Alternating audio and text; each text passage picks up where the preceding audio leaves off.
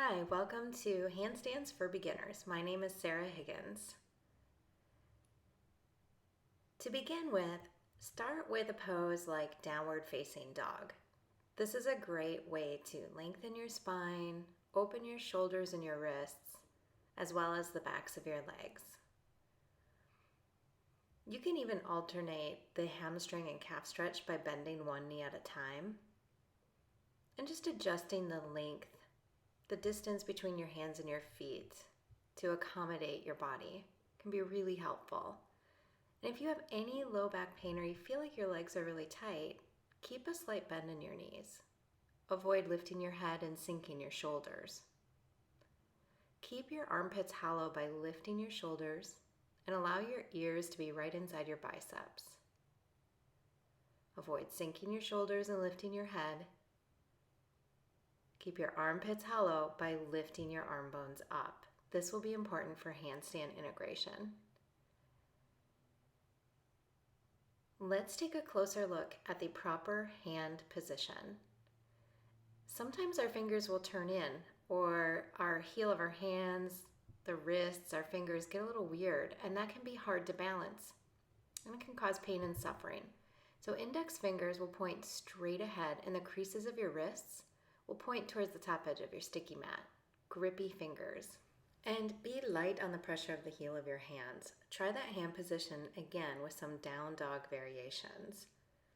When we're balancing on our hands, we're putting a lot of pressure into our hands and our wrists, obviously. So this should be a pain-free endeavor. If you're experiencing pain, I don't recommend continuing to add more weight to the pose. Think of the palms of your hands as being hollow. To begin to add more weight-bearing capacity to your hands, testing your limits, walk your feet in and lean your shoulders in front of your wrists, and then walk back out into a downward facing dog. And you can repeat this as a great strengthening, a conditioning practice. Looking forward, leaning forward, getting that beyond 90-degree flexion in your wrists. It's also a great way to lengthen the backs of your hamstrings.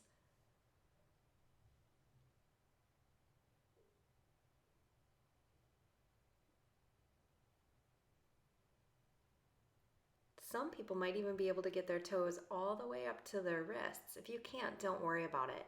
Another fun variation to add more weight is lifting one leg at a time while you have this tight little down dog where your feet are walked in as far as they can.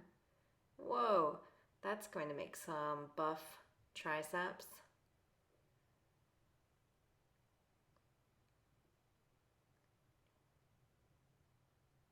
Here's another variation to do, L pose at the wall. Now ideally you want your hands as high as your hips. You can see here I'm demoing my hands are a little lower than my hips. That's a little bit more pressure than needed on my shoulders. So watch here.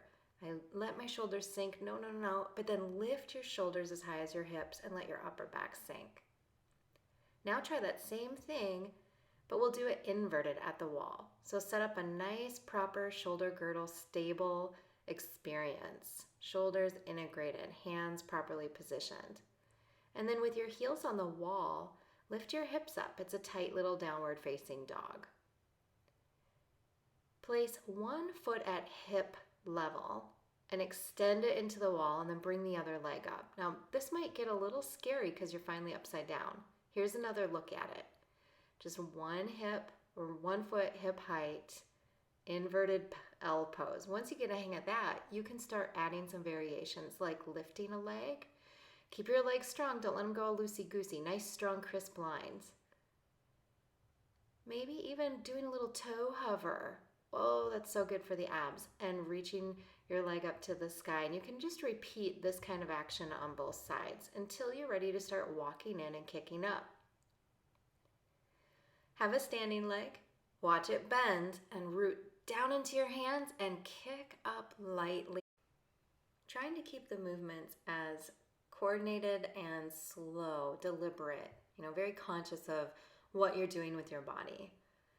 So not just a blind, rapid kick where you don't know where you're going, but a very calculated, strong, intentional movement will help you slow it down and work to slow down your descents as much as possible. That'll give you a lot more strength. And then you can just start to play with some variations in the balance. So you're just really exploring here. Maybe it's both heels on the wall, maybe it's bringing your backside to the wall, or maybe even the soles of your feet with your knees bent. This can be a great way to learn how to find your midline.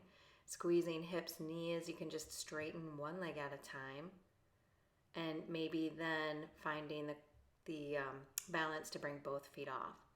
So if you are liking this video and it was helpful, please subscribe. We want to avoid banana back. So too much hyperextension can be a common whoopsie. And then as you start to move away from the wall, you're just increasing the distance from your hands to the wall, and the wall is still there for your foot. So you can just touch lightly with your toes and maybe find that ankles over knees, over hips, over shoulders. Thanks for watching.